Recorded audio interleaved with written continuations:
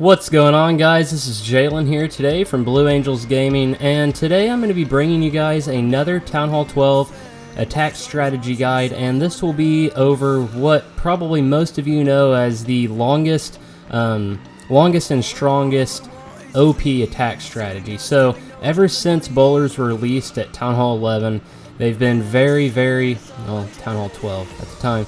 At Town Hall 11 I was.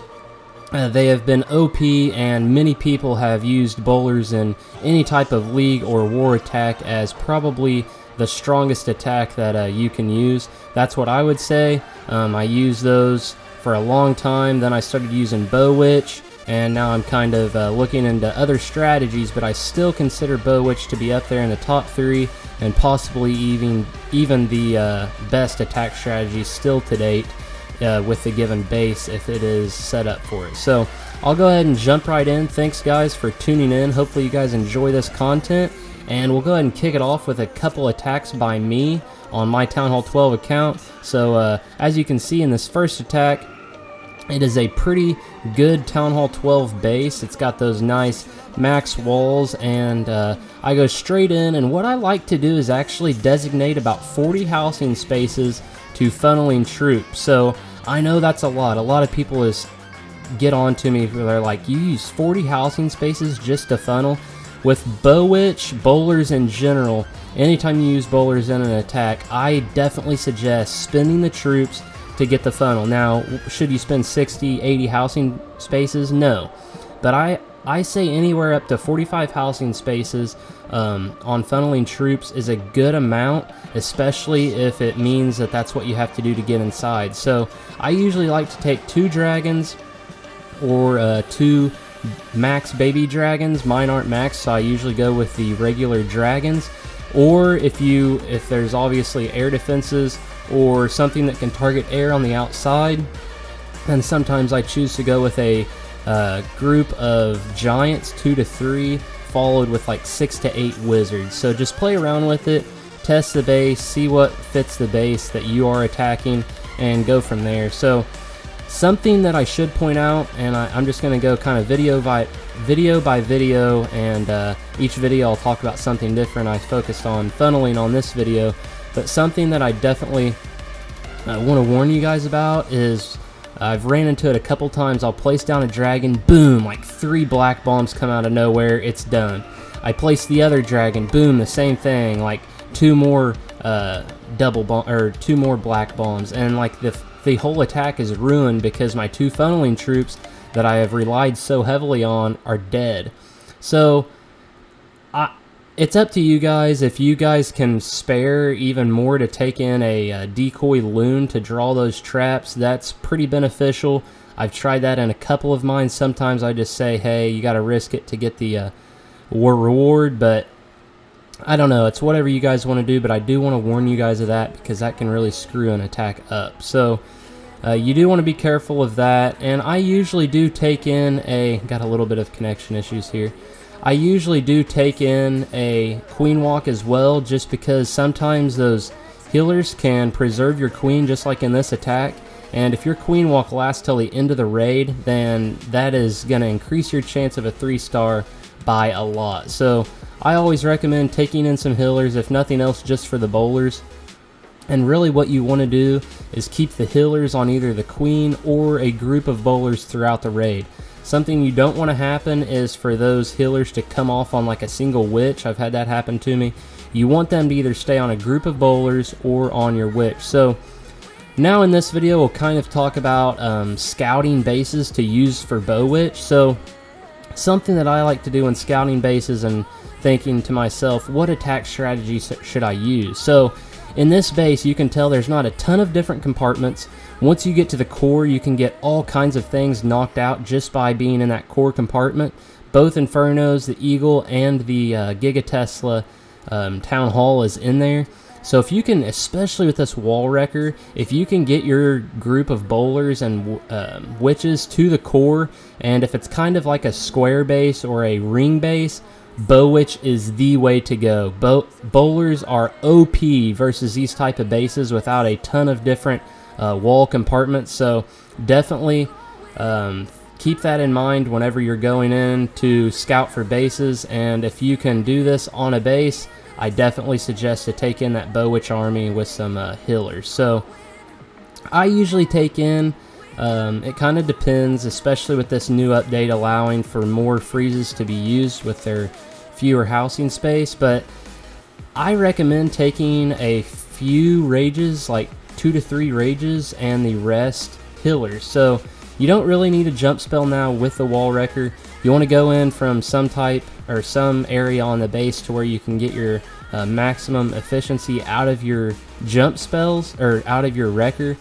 And if you do that correctly, you won't really have to take a jump spell. I kind of see it as a wasted spell with the wall wreckers implemented into the game. But sometimes you have to. Sometimes on these new anti-3 bases, especially at Town Hall 11 and 12, you do still have to take a jump spell because they place that Town Hall so perfectly that you really can't get anything out of that wall wrecker. So just analyze the base and see what's best for you.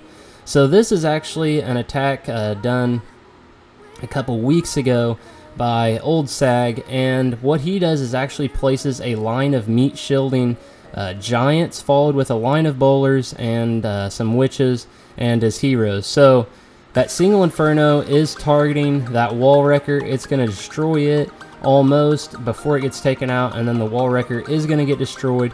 So there's a giant bomb that just activated. He actually chose not to use his warden yet until now. He uses that with that hound and loon over his troops. The troops are going into that, well, they're already in the town hall compartment, and they're going into that center compartment, and he places that jump spell. And this is what I say, guys. So here he didn't want to go in from the opposite side of the base. He didn't want to use that wall wrecker, because if you look over in here toward that 9 o'clock section, there's a lot of point defenses that probably would have annihilated that wall wrecker as if he would have went in from that side. So he chose to go in from the town hall, but like I said before, if you do this, you probably do need that jump spell that he brought to get into those several different compartments and open up the base. So something that I like to do, some people use giants, some people use golems, a lot of people use bowlers. I like to take Valkyries in my wall wrecker. Why?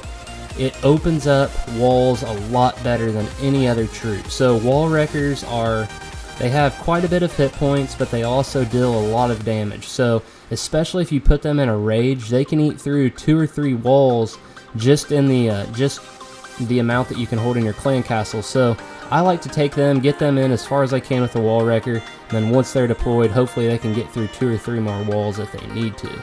So here's another attack. He places a couple witches followed with a couple of bowlers to create this funnel right at 6 o'clock. A lot of people do this for their funnel as well. Those witches deploy those skeletons to create a little bit of a decoy. Those bowlers do damage to, they have that bowler effect where they do damage to a couple different structures at once. He gets those couple bowlers up more towards 9 o'clock, and then he's able to get his group of troops to go right into that core compartment with that Inferno Tower. The rest over here toward this air defense and this wall wrecker. Watch this wall wrecker completely annihilating these walls. So the wall wrecker literally goes down, destroys every bit of that line of walls, and gets all the way to that compartment right before the town hall, which bowlers can definitely reach the town hall from where that wall wrecker got to. So this is great. He uses his warden ability at the perfect time with that Giga Tesla going off and that Eagle Artillery hitting. Great efficiency out of his warden, and he places that jump spell there to get into 3 different compartments. So great efficiency by everything really in this attack. He did a great job with his warden ability, with his jump spell, and the pathing of his troops. So that's really important in these raids, guys. Really, that's probably the single most important thing, is pathing your troops in a good way. You don't want every single troop to go core, because then you're going to knock out the core and you're going to have both sides left. But if you can get most of your powerful troops, like your heroes and several of your bowlers, to go core, and then a few other troops to go around the outsides, you should knock out the base pretty uniformly and knock out those strong defenses in the middle of the base. So a lot of times that's how you knock out those 3 stars. and a lot of times that's also why you get 2 stars, is if you can't do that properly. So I think 2-starring, I mean, we can all say 2-starring is fairly easy in the game anymore, but with BoWitch, I mean, I don't see a reason why you shouldn't always 2-star bases.